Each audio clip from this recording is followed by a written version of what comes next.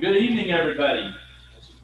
Thank you guys for coming out, and I hope everybody was able to find a spot, social distance, and all that wonderful jazz. And so, for those that are streaming with us today, if you have any questions and you're logged into YouTube, you can use the chat feature and have questions, and Ms. McWilliams will be looking at those, and we'll try to answer those questions as we go along. And those in here, if you have a question, please let us know as we go through, or if you want to wait till the end, that's certainly up to you. I will say that if you did watch the presentation from the first meeting, some of these slides will be the same, but a lot of it will be in response to questions that we have received since the last one. So just understand it's not, going to be the same information you're getting throughout the time. Tonight we have a couple of experts with us. We have John Blackburn with Live Oak Consulting, and he is going to kind of the finance guru. And then we have, and I'm gonna screw up your name, and I'm sorry, but Keith Scharnhorst, is that right? Oh yes, okay. With Gallagher Construction, so he'll answer some of the questions if we have it on building and those types of things. And so he's also been with us throughout the whole process with the bond committee and kind of going through the facility needs assessment. And so those are definitely things that we'll look at. And so let's get started here.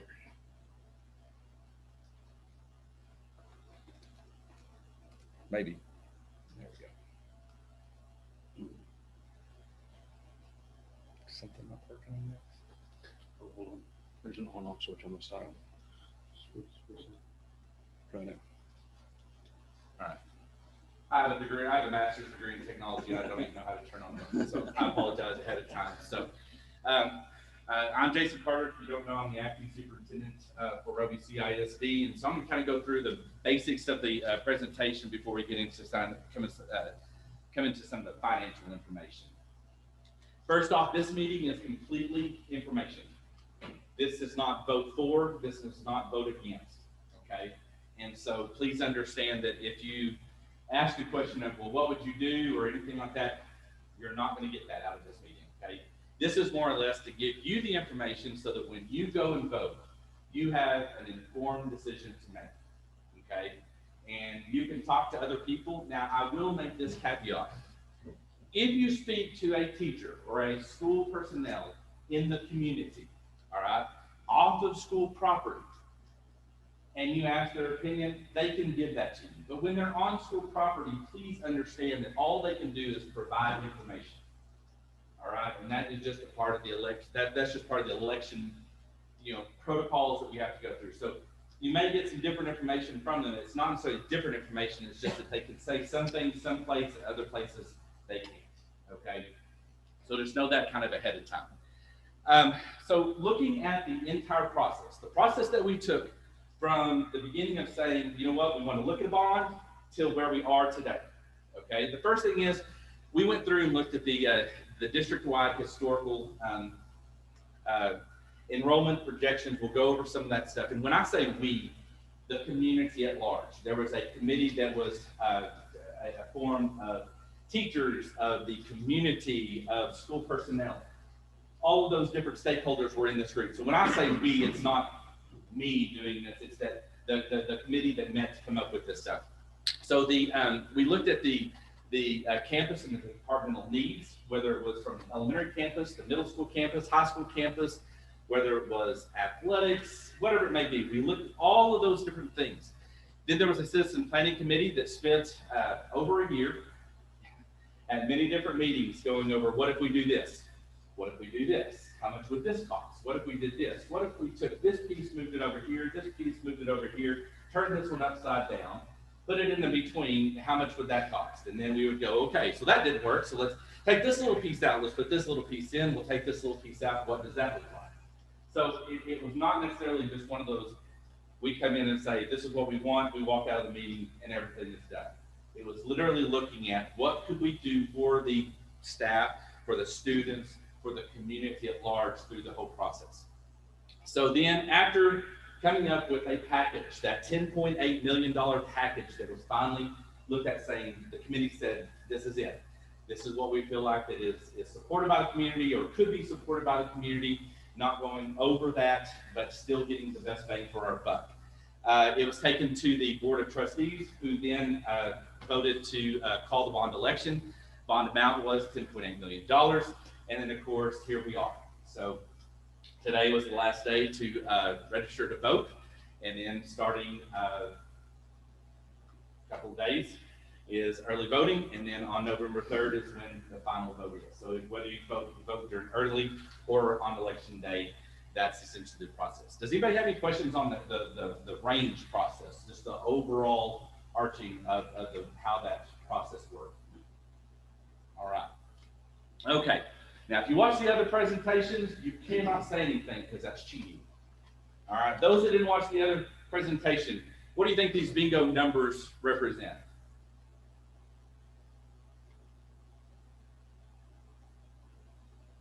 The number of years our facilities have been used. 78 years, the ag shop in the old gymnasium were built 78 years ago. 44 years ago, the high school building was built. 37 years ago, the band hall and the gymnasium. 33 years ago was the cafeteria, and 24 years ago was the elementary. There's the years. So when you start looking at that from the perspective of we are not a new campus. We aren't. And so we're going to have to start addressing these needs, whether it is through a bond or whether it is through just our current money that we have. And so that's the thing, and that's the reason why the bond is so, I guess, generated so much interest, in my opinion. So we looked at it from the perspective of aging structures, first from a historical perspective. Then we started looking at the enrollment trends. So this is the trend report from the year 2012. And when you look at any type of reports on here, you're talking about the ending year, okay? So when we talk about academic year 2012, we're talking about 2011 to 2012, all right? And so you're looking all the way through from 2011, 2012, all the way up to the current school year. When you're looking at the bottom line, which is the green line, that is the high school enrollment grades 9 through 12. And you'll notice that for the most part, it's pretty stagnant, correct? So it's really hovering somewhere between 80, 75, 60-ish, correct? All right. Then you look at the next line, which is the blue line. The blue line is the elementary campus. That is our pre-K through our 8th grade students. You'll notice what's the trend here? It's increasing. Okay, now it's not a heavy increase, but it is increasing from year to year. So then, of course, when you add those two up all together, you have your total enrollment. And what you'll notice is that we had years of 270 in 2012, 2013, we were down to 238 students, and now we're up to 311. And actually that number has even grown just this week alone. So we are adding more students as we go along. Now, the next report. Let's take that projection, all right? Now let's look here from the blue line. Okay, and so what I did is in the next report is I wanted to show you over years, looking at just the students that we currently have, okay? And what we're going to look at is in 2021, our current 9 through 12 students were at 75. Next year's high school students, which would be our juniors through our 8th graders, okay, 80. Looking at the next one, our 7th graders through our 10th graders, 98. All the way down. So when we look at that, we see that chart, that elementary chart that continues to go up. At some point, those students are going to end up coming to high school. And this is where we are. So what I want you to look at is that green line across the board, 75. That's our current enrollment as of today. I think we're at 76. But that's our enrollment as of that point. So anything above that is extra room, extra staff, extra space that is going to be needed in order for us to fulfill our educational opportunities with those students. So when you look at bonds and when you look at any type of projections, you want to look at both the past, the present, and the future. Our past is what we looked at when we looked at our facilities and our needs assessment. The present is really looking at what we currently are at right now. If you were to walk in the school building, this is what we currently have. And then our future, which is this part. And I didn't really do one for the elementary because for the most part, our Staffing, capacity, those areas, really, they're split already. So we do have some wiggle room in some of the enrollment there. It's when we get to the high school is more or less within the bond is one of the major ones we talked about. And that's one of the things that you'll notice when we look at the renovations of the high school. Currently, this is about a week old. 2020, 2021 enrollment figures. You'll notice that when you look at here, we're looking at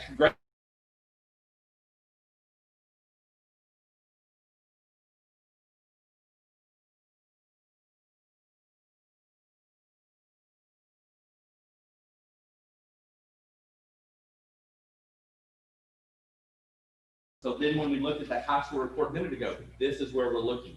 You're taking the 4 and looking at it each year to see where you are. Does that make sense? I'm kind of a chart person.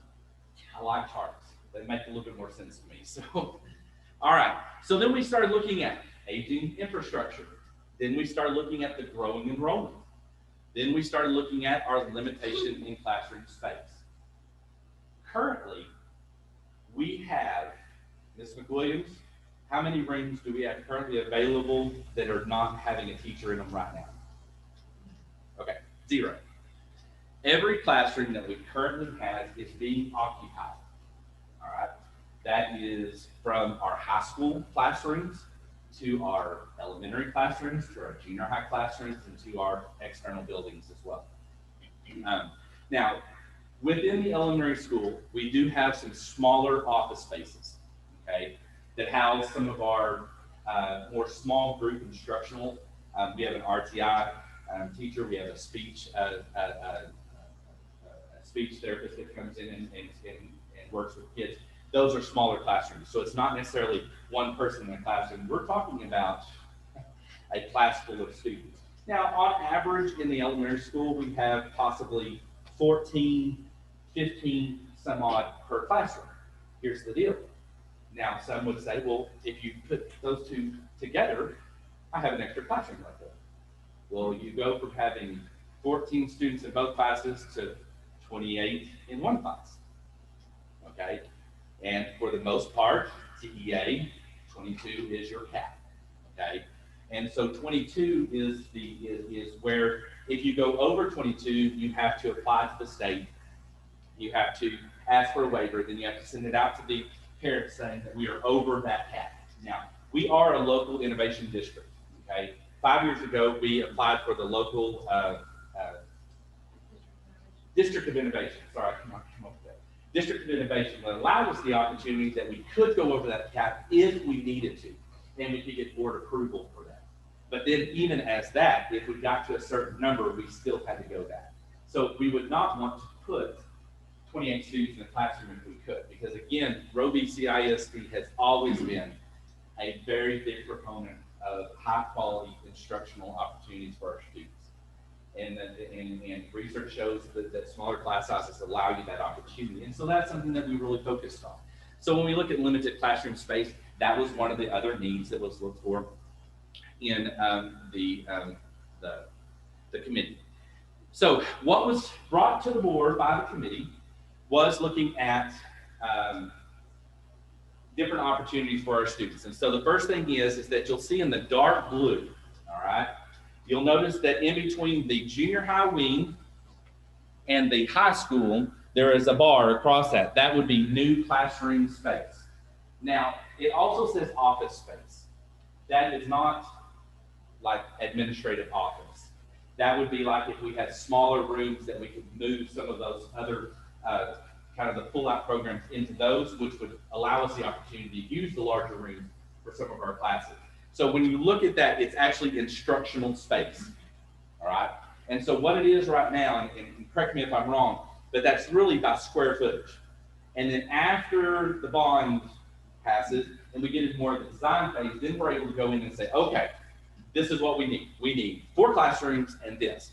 And then we work with the construction companies. And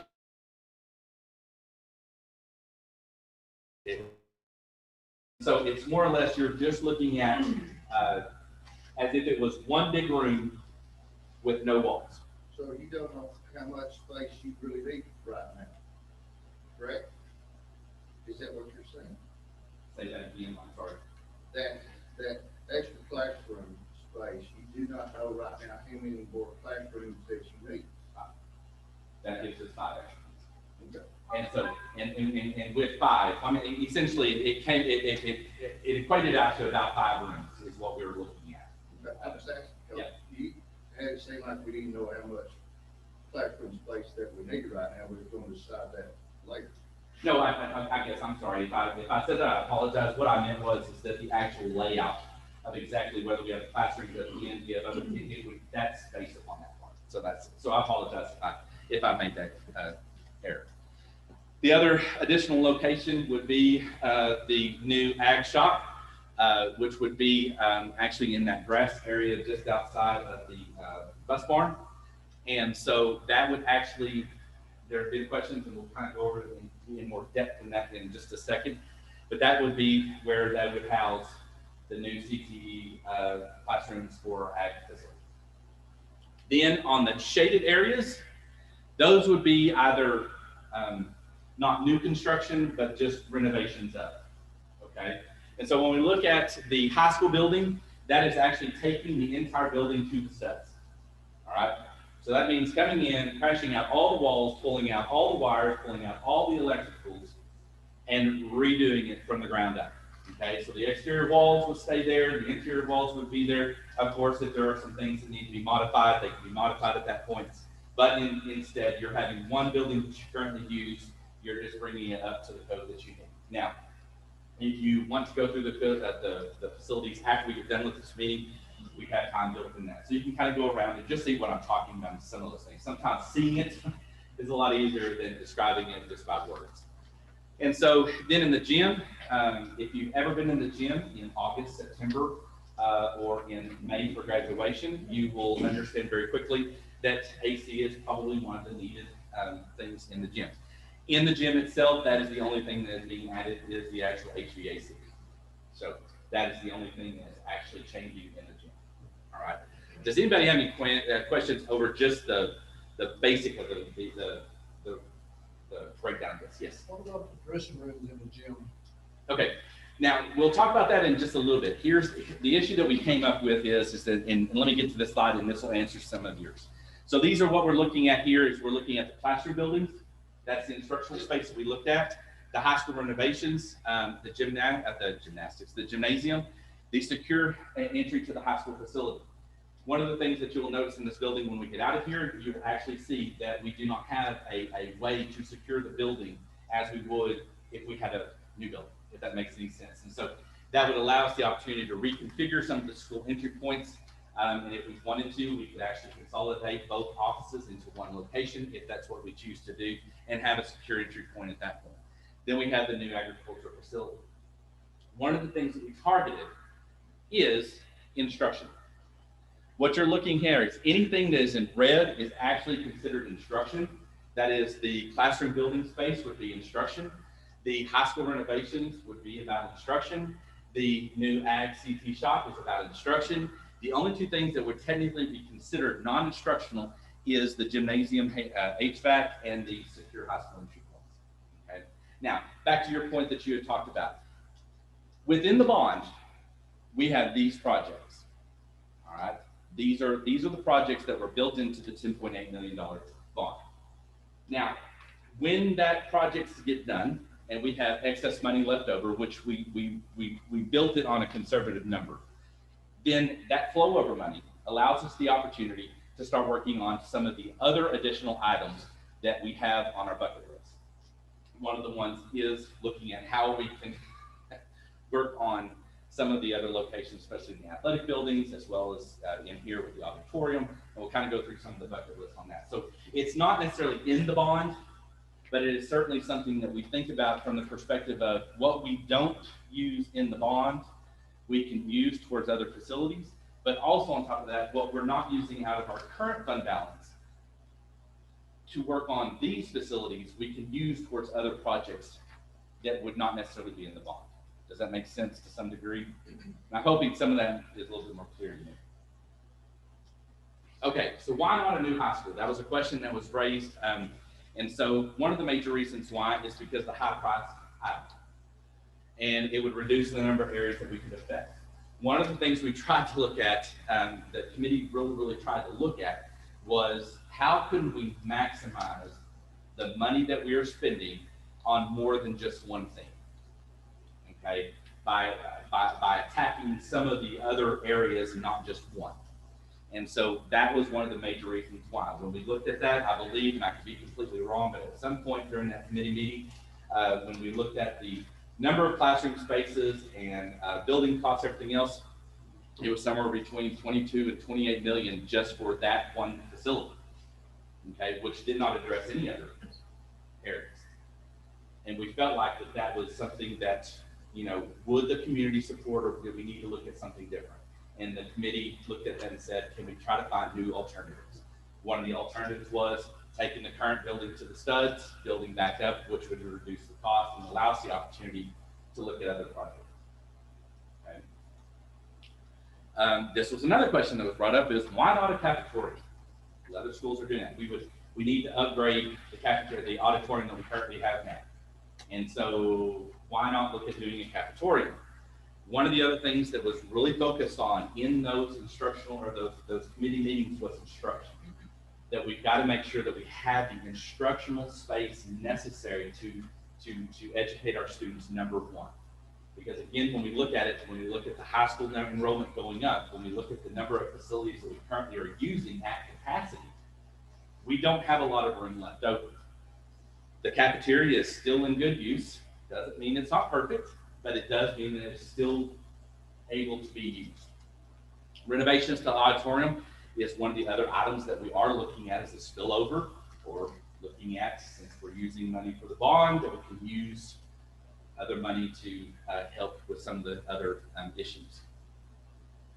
All right, the CTE and the Ag Facility. So when we talk about this, one of the major concerns is that it's just a barn. That's all this is just a barn. And $1.9 million for just a barn is way excessive. The things that we have to look at, especially in an ag facility, is that we not only have it for just there's general items that we have to address. There's plumbing, electrical, mechanical, and safety. We'll kind of go into some of that stuff right now. So for the general part, not only is it just, you know, we have the area that we can do the actual projects, but we also have to have a classroom, okay, that deals with, I mean, when we have instructional needs, there is not just, everything is not just hands-on. There is some classroom instruction that does go on, especially in the CTE, that they do have to do, required by TEA. The secure tool storage. We've got to make sure that we have locations that we can actually secure our tools and make sure that they're, you know, when they're not being used, they're safely put away so that we don't have anybody that gets hurt. Area for the compressors and the materials storage, large overhead doors, and covered area outside the bay doors. A lot of the times in some of our projects that we do, they are rather large. Some of them are trailers, some of them, one year we did a hunting deer stand, and that was an impressive one that actually had hydraulics. That was an interesting design. And some of those were very large projects. The only problem with our current facility is that we were only able to do one project. Whereas, so we had to choose one that only a group could use, as opposed to have a larger area that we may have one or two going at the same time. Restrooms with lockers for the students. One of the things is that it being outside of the actual main buildings, we need to have restroom facilities for them. Because again, if they're having to walk into another building, the majority of the time, those students will be unsupervised. And so we want to make sure that we maintain safety and security for our students and our staff as well. And so by having restroom facilities is a necessity. Hand washing areas, that is something that is a safety. That is something that we currently do not have in our buildings. We are, I dare say, one of the terms that is used quite often with our buildings is grandfathered. Our buildings are grandfathered. And so therefore there are some things that in other facilities they are required to bring up to code. Some of our stuff we're grandfathered in. Pneumatic lines run throughout the building for the connections at the desired locations and back to the secure compressor. Now, this does not include equipment, okay? This is not brand new welders or anything else like that. This is just actually putting everything into the walls, and then from there, what we currently have or what we buy with CTE money that we get every year from the state and from the federal government through Carl Perkins will allow us the opportunity to buy what we need, but we'll guarantee that we have the electrical output that allows us the opportunity to use the plugs in the wall. Electrical power at the welding bays location accommodate the high electrical demand. Power for welders at designated areas around the perimeter of the open work area. Overhead power drops.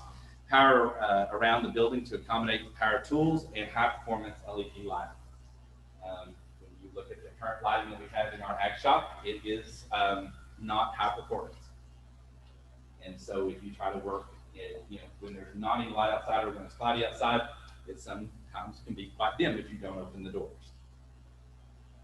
Cross-flow ventilation with large fans to circulate air throughout the shop. Unit heaters throughout the space for cold months, and HVAC, including the office spaces in the classroom, if those are desired. Again, it would be based upon, after we have the task, what can we do with the best bang for our buck, okay? And so it's, once again, there's some of the stuff that is in the design phase, but at the same point, when we look at architecture firms and when we look at construction companies, they are able to pretty much tell us, based upon the formulas that they have, what you can get for this amount of money.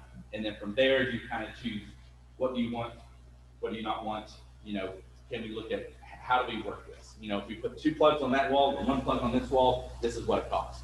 If we put 2 on that wall, 1 above, 1 over here, this is what it costs. And so by looking at exactly what we want and how our structure we want it, that's kind of where that goes. Safety, welding ventilation systems for each individual welding bay. We'll have ventilation for the plasma cutters and emergency shower stations, which we do not currently. Other items that we will address through the excess funds, along with looking at through fund balance as well, is replacing the high school roof in the areas that we need on that. The HVAC is actually not in the bond. Okay, so going from the studs up is actually taking it to the ceiling. And then once we get to the ceiling, the rest of it on top, we'll need to take out of either the excess funds that we have when we get into the project, or we will have to look at doing that through the fund balance. Auditorium, locker rooms, and playground resurfacing, or looking at a complete project. So those were some of the areas that we're really focused on, especially from the committee's view. Any questions so far? All right. Yes. What's Sorry. What's the time frame for the construction if they're taking the high school down to the studs? Is that something that can be finished during the summer for the students to have access when school starts, or? All of you said. It will be everything possible. That's something that it's hard for me to answer right now without the design work done. The architect wants to do that. I know from a personal experience that gallery that they created is still a timeline of looking out, knowing if the repurposes buildings, renovating, and what happened is gallery came in and we put 2 crews on 2 8-hour shifts, and we actually were about 5 or 6 days spare. So it can be done. It's hard for me to answer that. Definitely, yes, we'll get it done without the design work from the United States. You bet. I'm telling you that will be our choice, and we'll do it again. Whenever the design work's done, we spec it out. Those specs say what the companies that do the bid work, if it is the drywall, electrical, whatever, those bids, it'll be in there what the demands are. They'll have to be positive and ensure to make sure that they can scope of the work, their timeline, as well as those other stipulations. Do that answer your question? Yes. So I know it's hard to say, but if you're gonna redo the high school and not redo the roof and AC that have turned if there's leaking, what's gonna be, is that gonna be not top priority? Yes. To redo the roof and redo the AC, so it doesn't seem to leak. Yes, correct. Yes. So that leads to another point is Jason's mentioned a couple of times excess funds, and I want to kind of address how that works is, there is some contingency planned into that 10.8, but there's not a ton of excess funds planned for just random projects. The way that would work is through the bid process. So we don't exactly know what bids are going to come in on these project pieces. We've made some very conservative, but we think accurate estimates based on square footage and the work that we know has to be done. Those are going to be bid at some point by contractors too. Gallagher does a great job of soliciting bids. And a lot of times, like with your high school renovation project, they will include the roof as an alternate to that project. So if you're the company that's going to bid on renovating the high school, then you can also bid on the alternate project of the roof. And a lot of times you get economy of scale that way. There was a question about the locker rooms. Well, if there's a company already coming out to build restrooms in the new ag shop and they want to bid on an alternate bid for locker rooms in the high school gym, because those are similar projects, they can bid on both of those at the same time for a relatively similar price. So there are ways through the bid process that we can create room to pick up alternate projects that are already associated with something that's planned for in the bond. So that's kind of where I'm going to say the extra money or the wiggle room that's been discussed comes from, is through the bid process, and the fact that we have made it just a few conservative projections, but we full well expect bids to come in below where we've actually priced the project, at least by a little. So, sorry. Yes, sir. You said something about the auditorium, it's gonna be in that other part of the building. So it goes back to his point there, but, you know, you're tearing down the high school. You know, this is part of the high school to me. When I look at this building, this is part of the high school. So what is your plan for this part of the high school? Auditorium?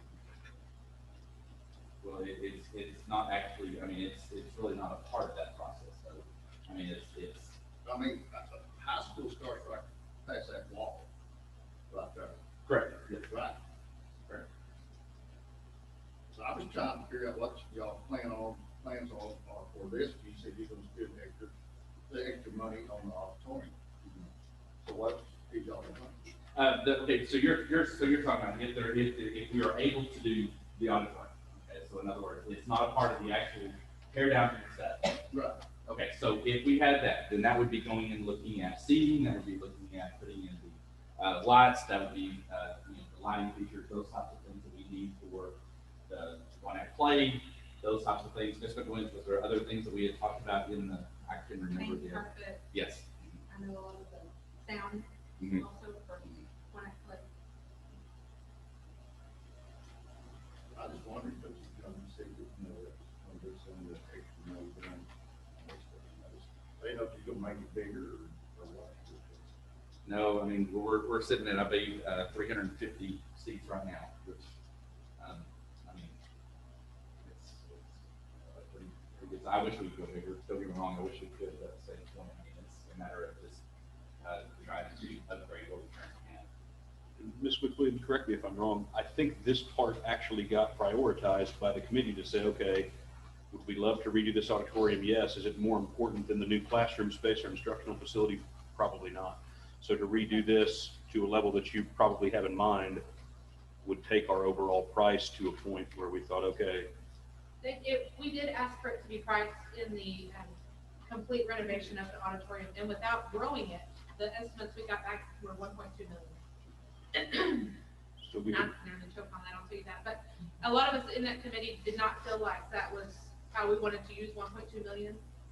We wanted to kind of, on a more reasonable scale, update it to where you could use it for one act play, you could host a one act play event here if you wanted to, but just more bring it into modern times than anything else.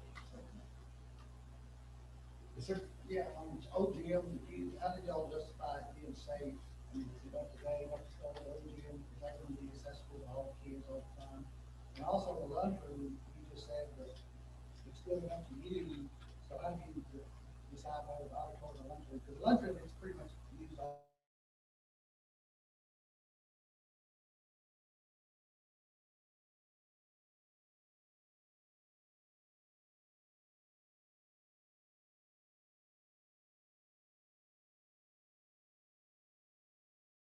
Update all of that stuff over there. So I mean, for the most part, that's upgraded throughout. I mean, Now, with I go our, back to OGM, how exactly is it that you that somebody as a committee or to help people walk through there and say that this is what the code and it's safe for our kids and at any time. I mean, that's what my concern is with the old gym. You just said it's like, what you say, it's like 78 years old. And I would think that would be a concern for the safety of the kids.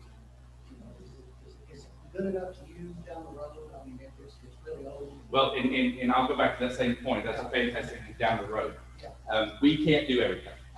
And that's the thing is that, I mean, I wish that, the committee, believe me, when we started the process, I believe the process, correct me if I'm wrong, was everyone got into different groups and said, what do you want to see? Everyone got around.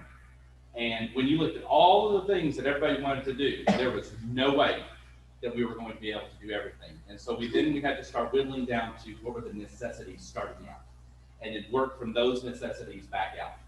And so when it started looking at from the historical perspectives of the enrollment figures, we were looking at instruction was the biggest thing that was absolutely the number one thing that had to be taken care of. Then we started getting into, okay, so we get the instructional stuff done.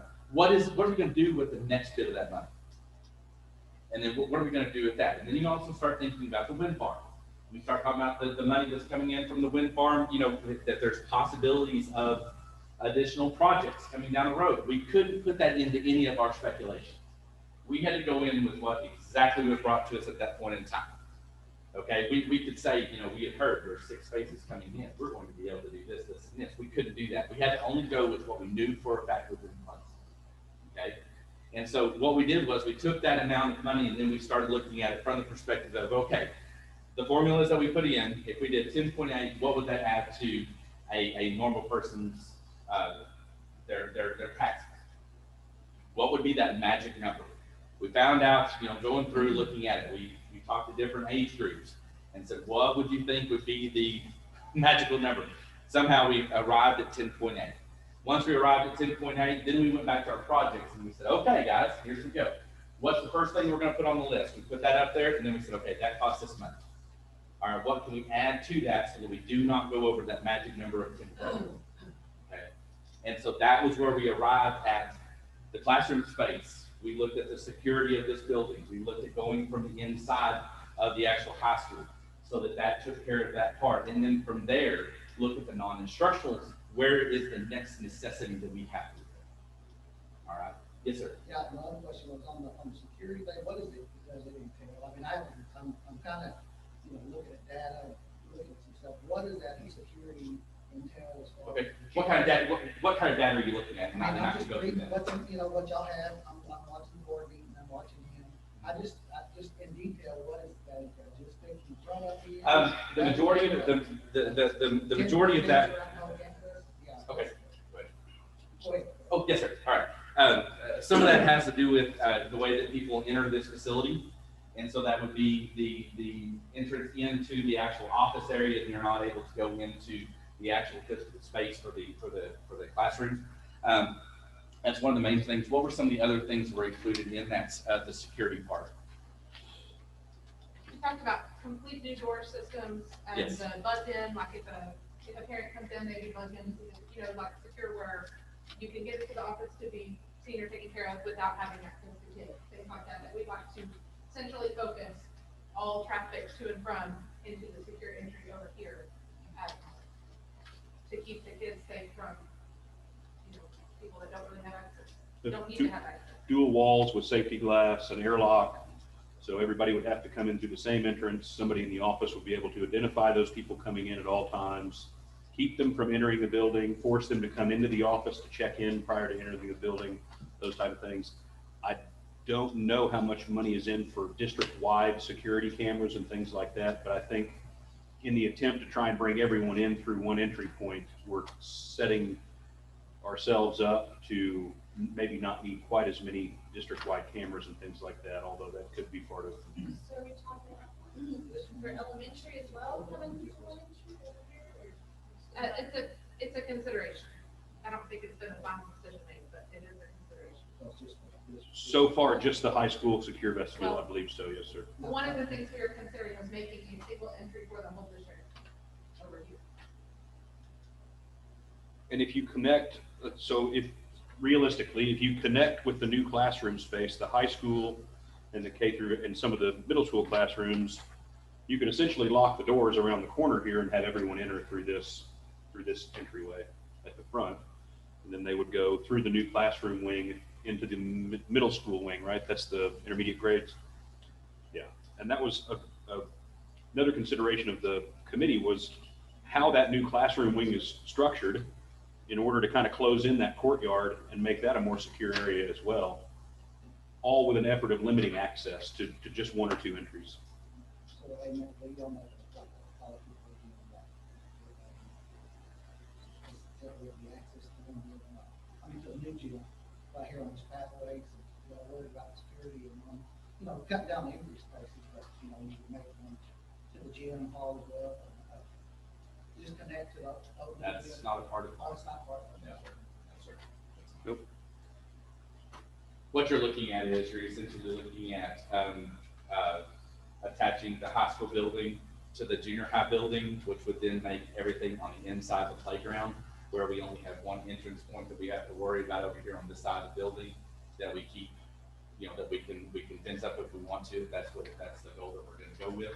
That allows us to have a safe and secure environment on the inside for our students. We don't allow dogs and all that wonderful things that come onto the property when our kids are outside. So we were just really looking at securing those entry points there. We do also have some safety and security funds that we did receive through the state that we will also be using to secure up some of the things that you're talking about, Mr. Carry on, but that was never one of the ones that were made. That's interesting. Yes, sir. One of the things a lot of school districts are doing is card entry, where the staff is getting a card and it's just a swipe card.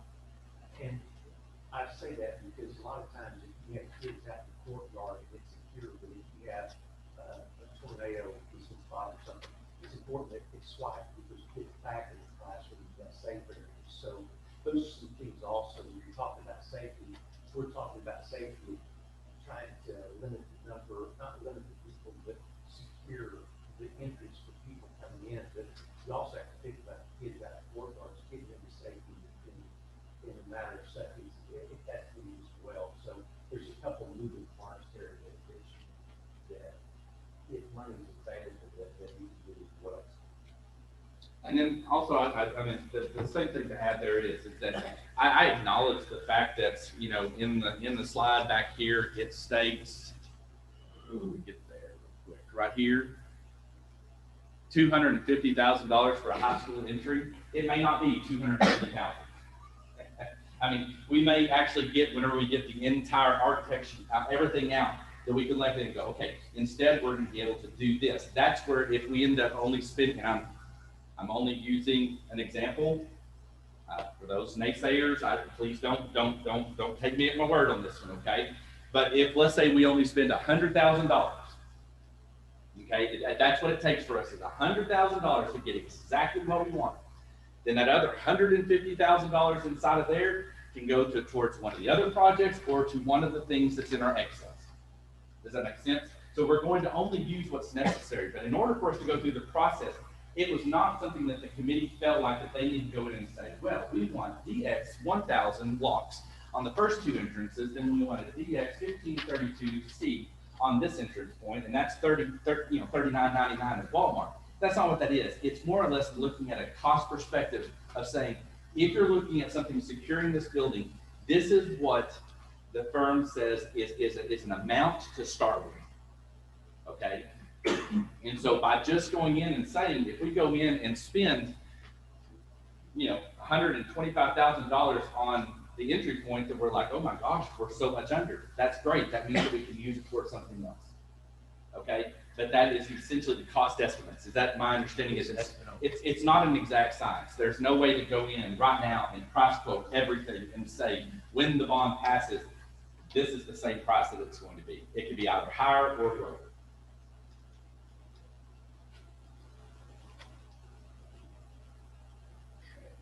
Oh my, what am I doing?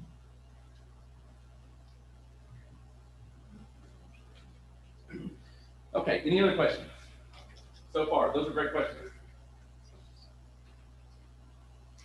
All right, the school bond election is for registered voters in the actual taxing entity for the district. And so just understand that's the voter eligibility part of this. Now let's talk about the MNO and the INS. I know there's a lot of times people are like, well, why in the world do we need to do a bond? Just take that out of your fund balance. Okay, just take that out of whatever you save, and we'll do that. The differences between the MNO and the INS is this. MNO is essentially what you currently, let's look at your house, okay? What you spend on your monthly electricity bill, what you spend on maybe somebody to come in and clean your house. I really need that, but I don't have that, but I wish I could find somebody for that, okay? And that would be, adding curtains, all those wonderful things that you do on a normal basis to your house. That's MNO funds, all right? The INS would be if you want to go out and buy another house, okay, or buy a new car. Okay, I don't know about y'all, but I can't go out right now and go into a dealership and say, here's the money, I want a new car. I'm going to have to go into them and say, listen, I'm wanting a new car, I'm willing to put it on credit, and I'm going to pay this much every month to get to that point. Does that make sense? That's the differences between, it's the same concept for large entities such as a school district. MNO is what we currently use for personnel, is what we use for the electricity, it's what we use for our textbooks, it's what we use for every material that comes to the district on an everyday basis, okay? It is not what we use for major processes like this, okay? So, one of the things is why, instead of us staying out of debt, let's just use the MNO funds. Here's what I want you to look at. This is of this rectangle, okay? It's selected by percentage of, okay, instead of a pie chart, okay? It's the same concept as a pie chart, except it's in a rectangle, okay? And so 78.1% of our money that we get every single year goes to personnel. And if you think that's high, go to some other districts. Some other districts that may be 80, 82. We're very conservative at 78. Only 21.9% of our budget is used for other things, extracurricular activities, electrical, plumbing, those types of things. So we are not, and never will be, at a point that we will be able to do some of these larger projects just coming out of this. Because you also have to remember too, just like you do in a normal house, or not a normal house, but in a good situation, you always want to have a rainy day fund, just in case something goes wrong, okay? And then by law, we have to have so much money set back that we have to have in fund balance. We can't just get it down to zero. We have to make sure that we have a healthy fund balance so that if there is an emergency, we have the money there ready to go, okay? So we can't go out for these big debt items. And so we can do one every once in a while, but we can't do something like this in a situation with the wind farm and INS, which we'll talk about here in a second, that allows us the opportunity to do some things we otherwise could not do. And then, okay, now this is another thing that apparently is a bigger question for some, that homeowners that are 65 and older, okay, you have a homestead exemption, okay? If you don't know if you have that homestead exemption and you are 65 years or older, contact the Fisher County Appraisal District. All you have to do is call the number and ask the question. They will get you the information. If you don't have it, they will get you the stuff you need to know.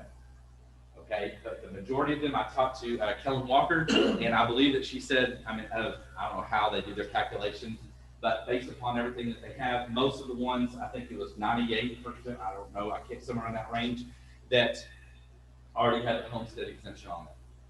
Now, the only thing that changes, and correct me if I'm wrong in this, is if you make any type of improvements to your home.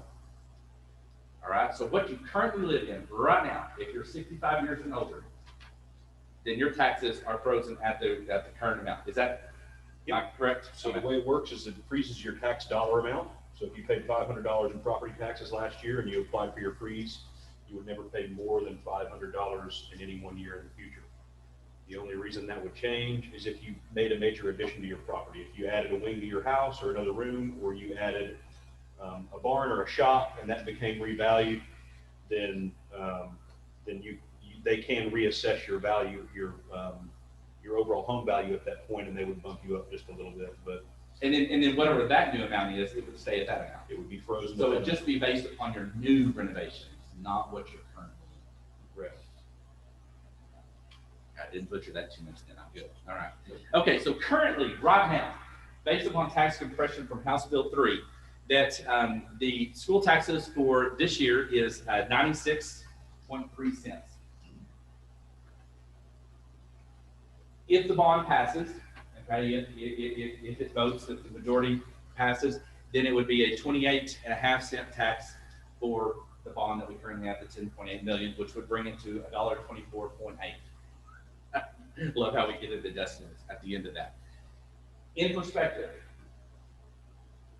in 2018 and 2019, prior to House Bill 3, everyone in Fisher County's Roby CISD school district paid $1.17. Okay, so in 2018, 2019, everybody paid $1.17. All right. Then when the tax compression happened, we went to $1.06, and then we went to 96 cents.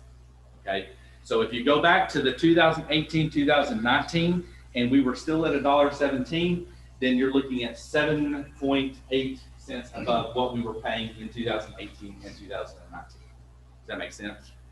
I just want to give perspective. Other than the fact is just understanding a couple of years back, this is where we were, here's where we are now, here's where we could be. So looking at it from the perspective of, just a kind of a split out, it's 59 cents a day, 1781 a month, and 213.72 on a household of 100,000. And then Mr. Blackburn did a fantastic job of putting it into looking at it kind of more broken down, not just at 100. So if you're looking at, if you had a $75,000 market value on your home, then you would be paying, there's a homestead exemption of 25,000, taxable value is 50. You're looking at paying a monthly rate of $11.88 or an annual increase of $142. And guys, this was a part of the discussion with your citizens committee that we really had to go through and find out, what are you guys as citizens comfortable with? How many dollars for the project, which was kind of the 10.8 number? What is the tax impact to homeowners here in the community? And how comfortable are you with that amount? And what is too much? And this is what your committee came back and said, is that we can get all of these items that are packaged in the $10.8 million, and we can keep our annual tax increases somewhere in this neighborhood based on what we think our average taxable value of a home is, then everybody is comfortable with that. And I think there were a lot of questions and a lot of people that wanted to say, okay, well, let's address as much as we can, but we had to be mindful of what we're asking of community members and what they're expected to pay as a tax increase every year, and make sure that we're not asking for something unreasonable, or that we have a lot of not frivolous, but let's call it periphery type of projects included in the bond that don't address some of the major issues that kind of brought us within kind of the 28.5 cents and the 10.8 million, which all is still very possible. So Can you go over that land and agriculture? yes, so it's always a question as to what are the impacts on ag. All of your ag exemptions will stay in place. So if you have ag exemptions on your property, all of those ag exemptions stay in place, even as this tax rate increases. So just like it's shown up here, you have a market value for your ag land, then you have your ag exemptions, and then you have a taxable value for your ag land, usually per acre. Usually the market value is somewhere between $1,000 an acre, $1,500, $2,000 an acre. Your taxable value is more in line with like $200, $300, $400 an acre. So after your exemptions, you have a taxable value. If you just take that taxable value on your ag roll sheet and divide it by 100 and multiply by 0.285 for 28.5 cents, it will tell you exactly what your dollar increase would be on ag. So usually once all of your ag exemptions are applied to your ag land, the increase for these is fairly nominal. It's nothing compared to what it would be as if you were taxed on your straight market value or you didn't have your exemption. So for those that don't have ag exemptions, you would be looking at a higher value on your land. For those that do have ag exemptions, all those ag exemptions will stay in place. And this would be a 28.5 cent increase to that tax rate based on your ag exempt amount.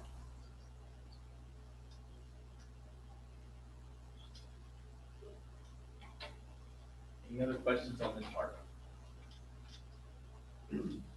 All right, I am handing it over to the expert on the money. Thanks. Sir. So my name's John Blackburn. I work with Live Oak Public Finance, and we're the school district's financial advisor. I have worked with school administration throughout the past year and a half or so, and your planning committee, your citizens committee, to kind of help them make determinations as to where you're going to fall on this spectrum of project versus tax increase and all of that stuff. So we've done that. This is fairly informal, so if you have any questions at any point, please stop and ask. I do want to go back and start with one thing that Jason brought up, which was a great point, and we'll talk a little bit about it. It was based around the question right here is why can't school districts use MNO funds? Why do we have to have a bond? And Jason mentioned that there's tax rate compression involved. And he was talking about going back just 2 years to see that you guys were at $1.17 of MNO. If we were to go back to 04, you would have been somewhere around $1.40 to $1.50 just in MNO taxes, no bonds included. So if a school district back then used to have $1.40 or $1.50 was the cap available to them to operate school and address some facilities, they had much more room to do that. In 2005, 2006, that $1.50 cap was reduced to $1.04, or potentially another 13 cents to $1.17 through voter approval. That's a pretty significant cut in MNO taxes available to your district to be able to do anything. Mainly operate school right here. As you can see, all of this is personnel, and this is food services and co-curricular activities. So that was a significant reduction to the amount of MNO money that was available for school districts to operate for their school on a monthly basis. That has further gone from $1.17 to 96 cents. So each year, each 2-year session the legislature meets, the MNO tax rate continues to shrink, but you're still funding the same amount of budget that you were last year. And that has really narrowed the amount of MNO or budget dollars that a district has available. What that means to you as a taxpayer is that since 2005, you've taken a pretty significant decrease in tax rate, especially if you haven't had any bonds outstanding, which you haven't. So if you used to be at $1.40 or $1.50, and you're now at 96 cents on the MNO side, you can kind of start to understand why there just are not enough MNO dollars left in any school district's budget to address facilities, which is the most expensive thing to address. What the legislature is trying to do, somewhat unsuccessfully, is have districts start to use their bond and their INS tax rate. So as Jason discussed, the $1.24.8 is only a few pennies higher than what you were at 2 years ago. It's probably about 20 cents less than what you were at in 2004. So no matter how this works out, relatively your tax rate is in the same range that it was 2 years ago, and it's much less than it was even in 2004, 2005.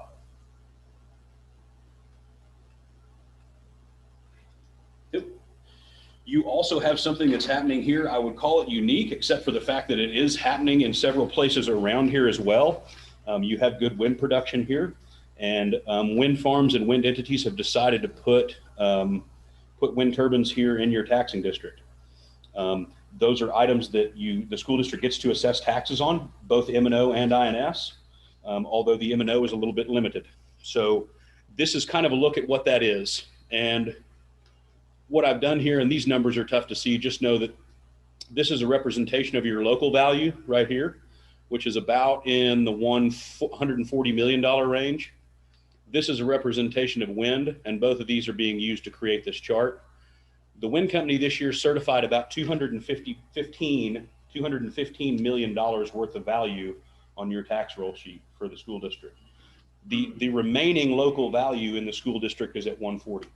So they have put quite a big chunk of project on the ground compared to local value. That's giving the school district the ability to look at this bond project and its tax impact at a much lesser rate than what it would have been if you did not have the wind farm come in. So you can see here the red bars represent your local value. I've increased it just a little bit in these first few years and then held it constant.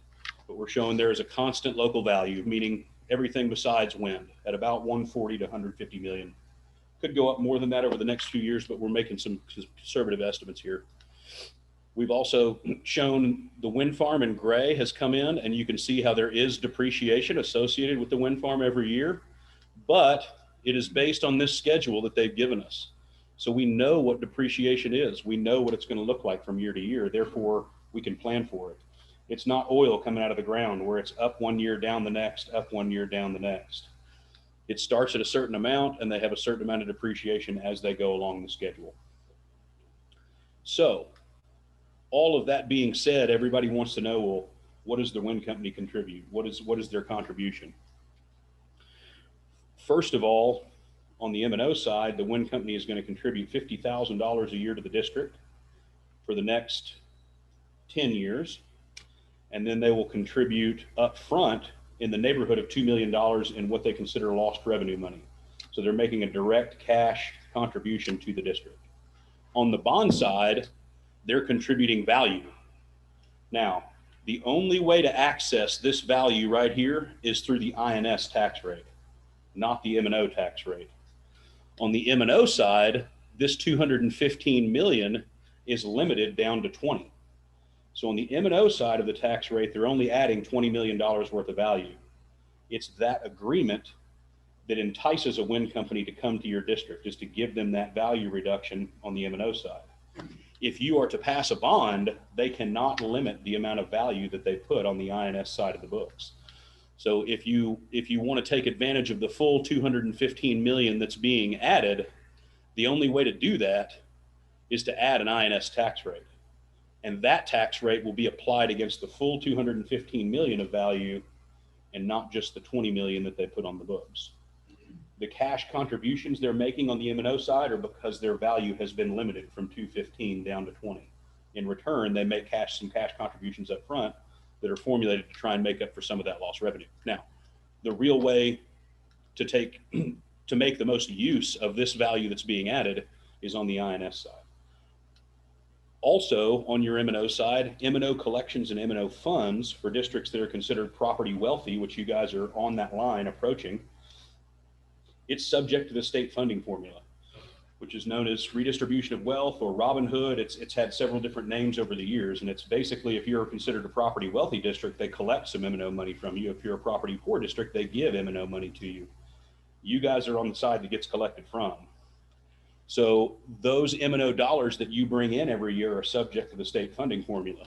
All INS tax dollars that come in every year are not subject to the state funding formula.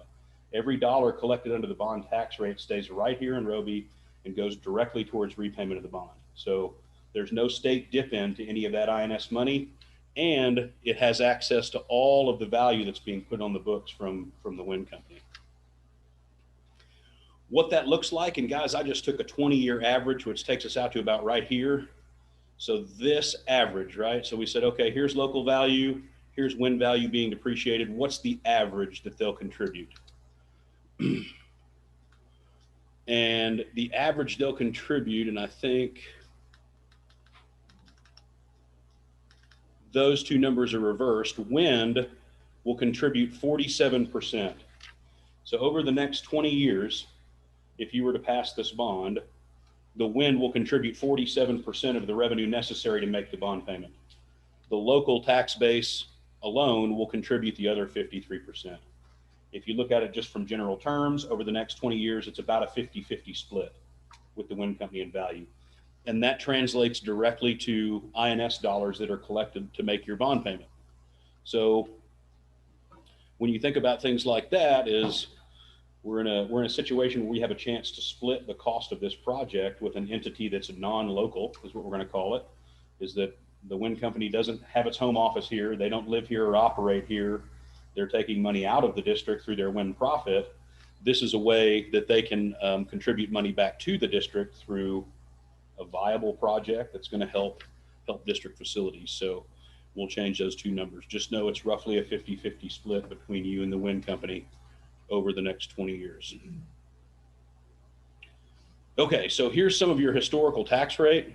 And this is what we were talking about, is in 2005, 2006, you were at $1.50. You can see right here with a very small amount of INS taxes, about 7 or 8 pennies. This is the first compression right here that took you down to $1.04. That is a huge, huge drop in MNO dollars for the district.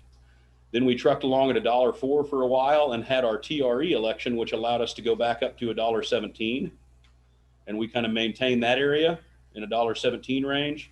And then boom, 2018 compression, 2019 compression. Look at where your MNO tax rate is here compared to where it is right here. Pretty substantial difference in the dollars that are available for a district just through their budget to be able to address anything other than personnel and monthly bills. It just has been whittled down by the ledge to where there's not a whole lot of MNO left. My personal opinion, most districts need about $1.15 to $1.20 to make their budget whole every year, and most districts are currently at 96 cents. So districts are already short on their budget. So just a little snapshot of the historical rate. You did have a little bit of a bond tax rate in the 8-cent range up to 2014. That was paying off a bond that was passed in 95, which would have been for your most recent facility, elementary. So that was the end of the bond from 95, that little orange part right there. And then you have currently been at strictly M&O rate as that's continued to drop.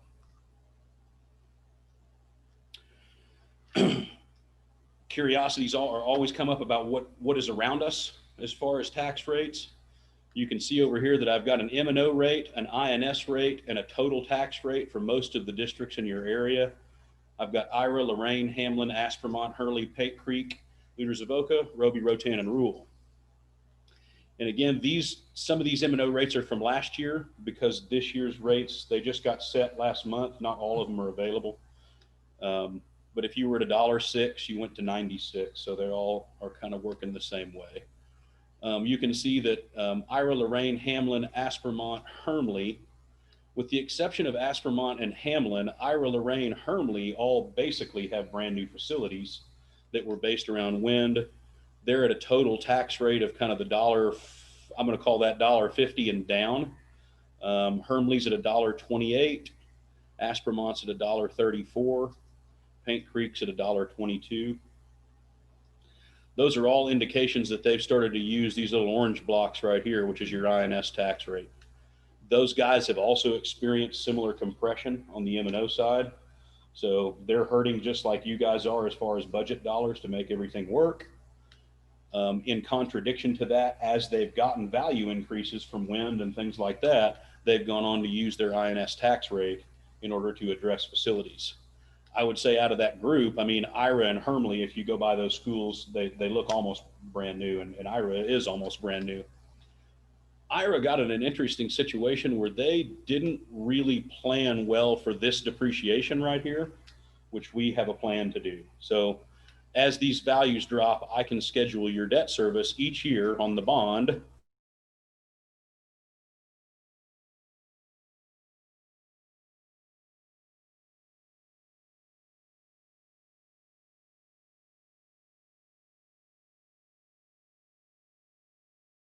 % every year to make sure that everything works out that way.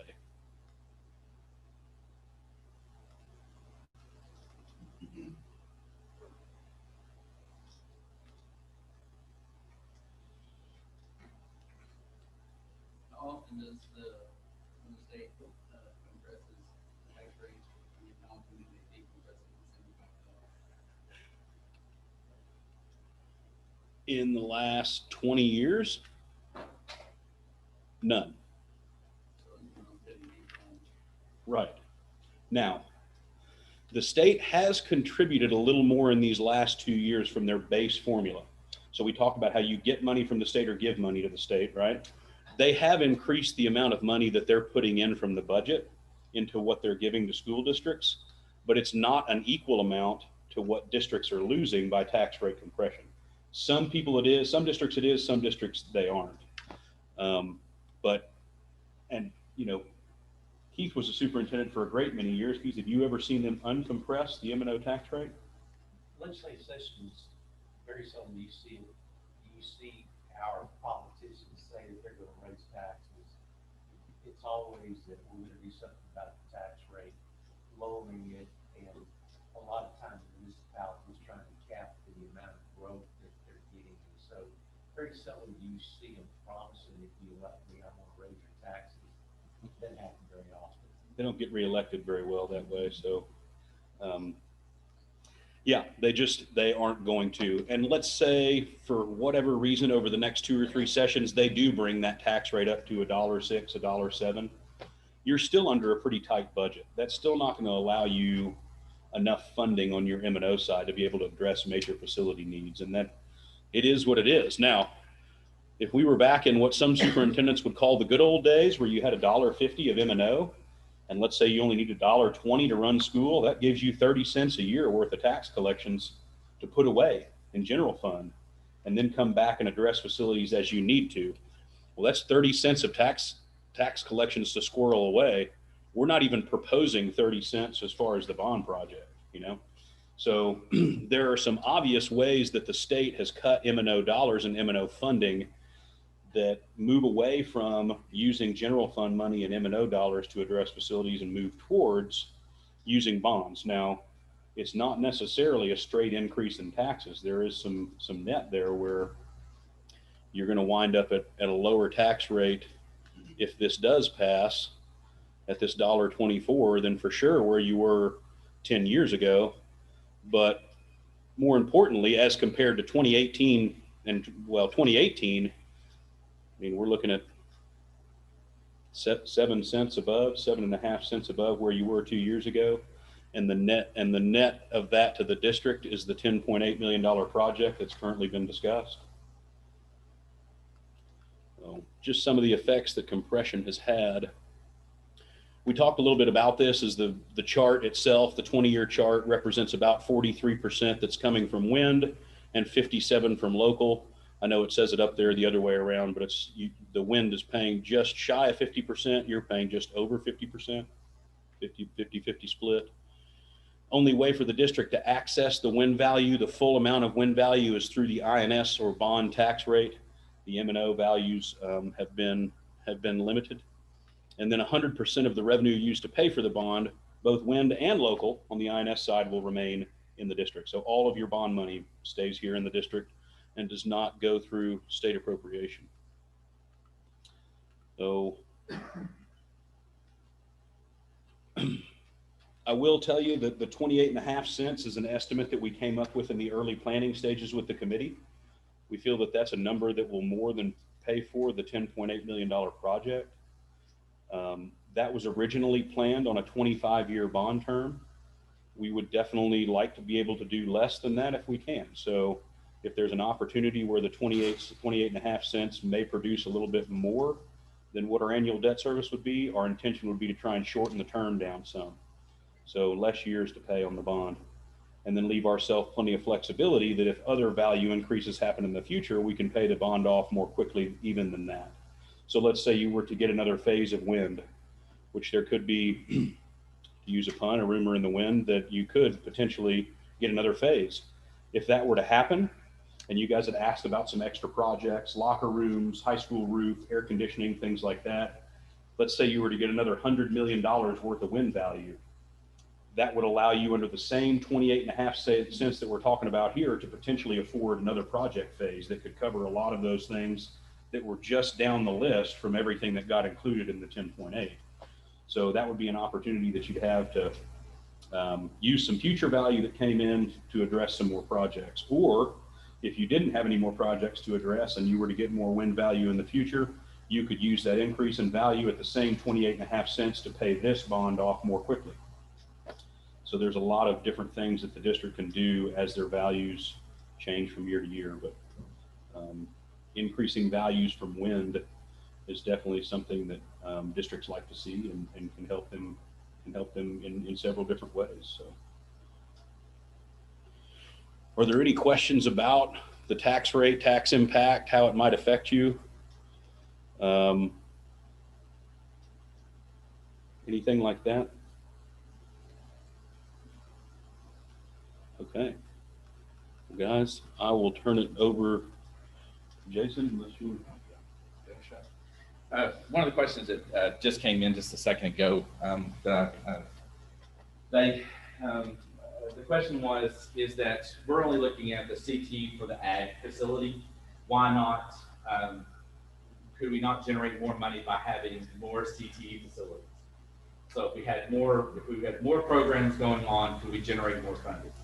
The answer to that question is no. It's based upon contact hours. Okay, so it's based upon, doesn't matter what program they go into, you have that same pot of money.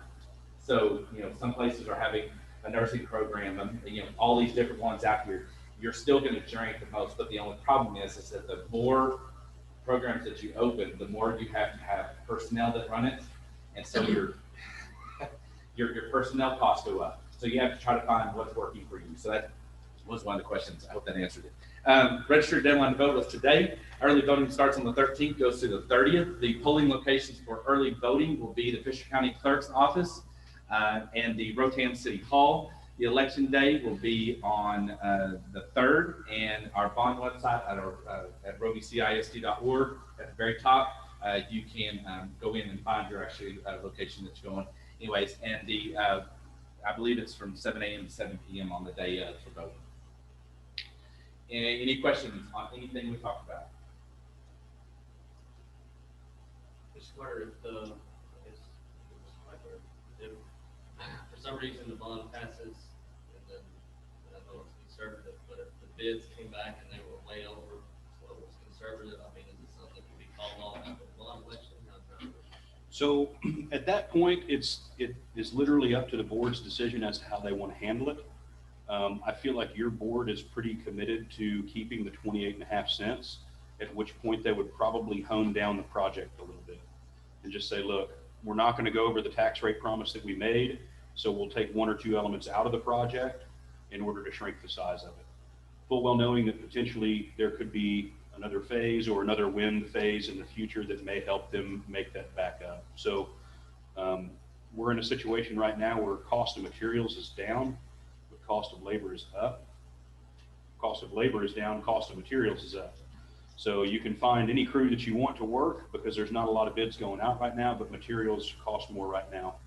So it's been an interesting trade-off, but I think Keith could probably speak to some of the recent bids they've had come back and where they fall. Those estimates are based on things that we have been bonded and bidded right now, or some of them might be under construction now.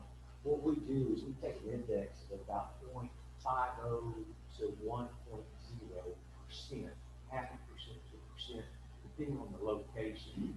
And what John said earlier, talking about the economy of scale. If you go to and you build a elementary school, 200,000 square feet, the cost of that concrete might be a little bit cheaper than if you go 4,000 square feet CTE here. But with that being said, we put the inflation in there to where if you look at just, this is rough, don't hold me to this rough schedule. Let's say that it's the pleasure of the voters that wrote the ISD pass a bond in November. You sell the bonds, your architectural firm is probably going to take 3 to 6 months to finish out all the drawings. When we take those drawings and we look at it, we write a bid package, and then we put those out to bid for the different stuff. Whenever those come back, what we do with construction manager for agent, which is a delivery method for schools. What we do is come back to Mr. Carter, who's still in work, whoever he deems that they want to look at, allows us to use local people as well. What it does is it makes it very competitive with your bid. You see the meetings of their bid. If there's 7 people that bid concrete, you'll see 7 bids. Where I'm going with that is once we accept those bids, then the construction starts. And that could be, another year. So you're looking at from November, 18 months or something by the time you see a line. With that being said, your original question was about, is that number, is that adequate? We have put in that inflationary cost through those 18 months. So Mr. Carter's talking about if there's extra money. What we do as construction manager agent, we give alternates, and what will happen is the pleasure of the board, if that is, and I'm just using some of the comments in this conversation this week tonight. One of those priorities is, number 1 priority is an alternate is to renovate this building. Number 2 alternate is to renovate some restrooms, those things will go over. But what happens is 10.8, these alternates are $500,000, and we bid with 10.3. It's easy to do the math and bring those over. The beauty of that is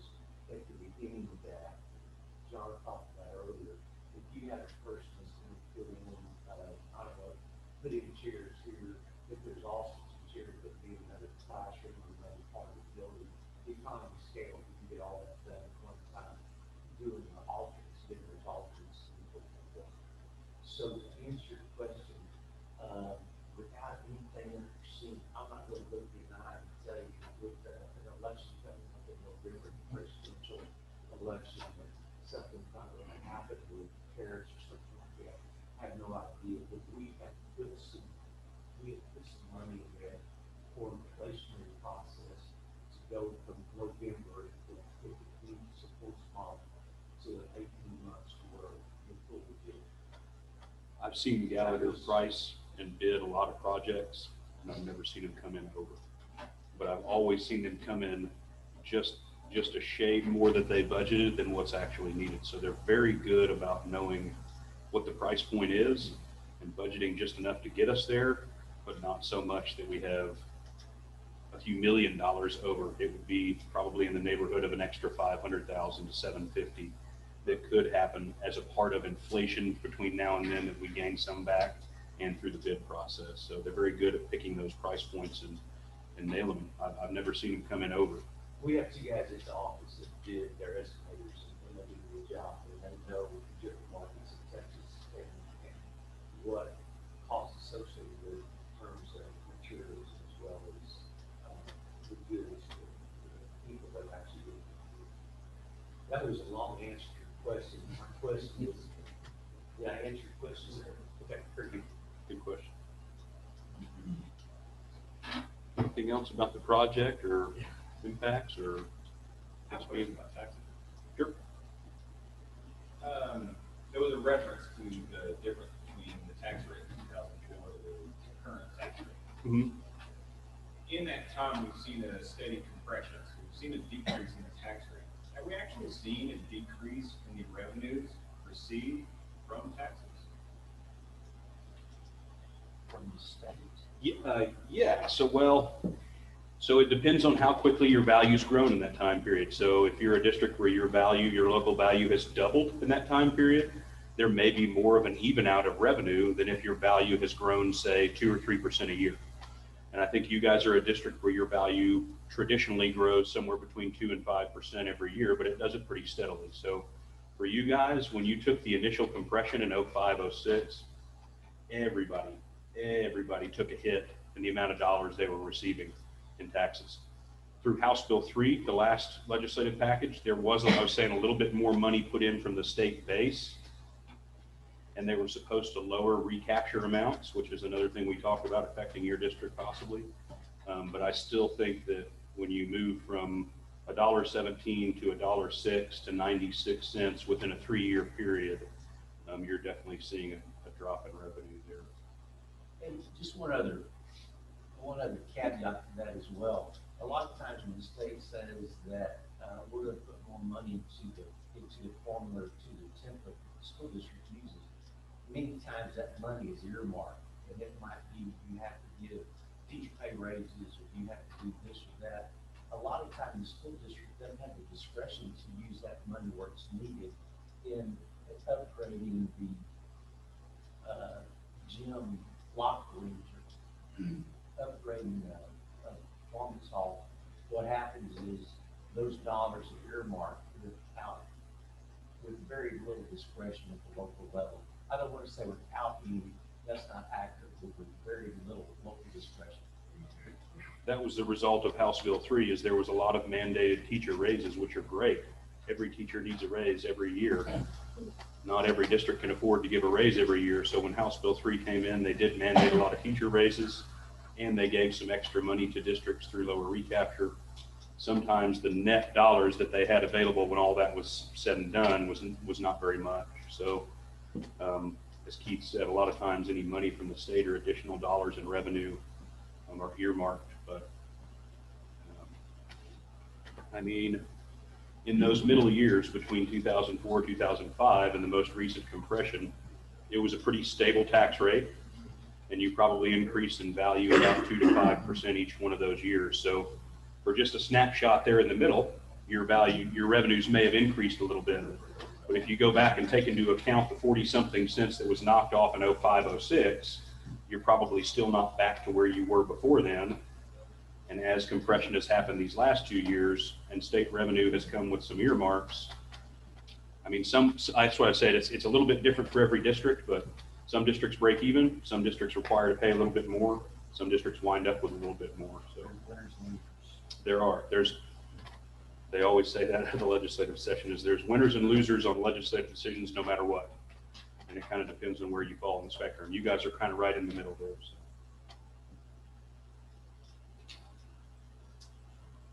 And there's been many years that we've lost value, or how the formula runs is that if you have more local, the state brings less. There's been several times that the state, the guy that's really over a lot of the state finances, we're one of the districts that loses both. It's like, I mean, it's like we're a perfect formula for the worst storm. And it's like we never get, I mean, and so I mean, we're just kind of one of those real weird districts when it comes to that. And so, not this last year, but a couple of years back.